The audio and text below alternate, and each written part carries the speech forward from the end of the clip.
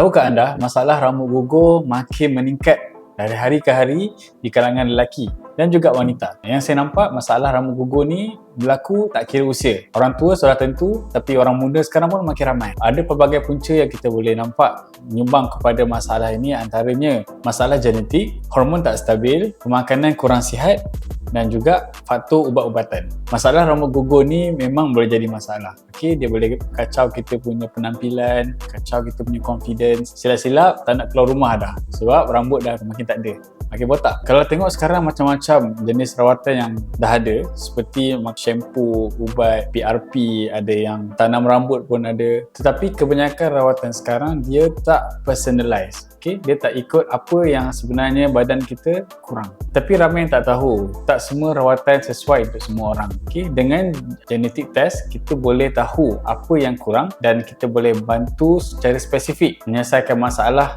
rambut gugur. Kalau anda ada masalah rambut gugur, jangan tunggu sampai botak. Datang dapatkan rawatan, insyaAllah dengan rawatan yang tepat, kita akan tumbuhkan balik rambut anda.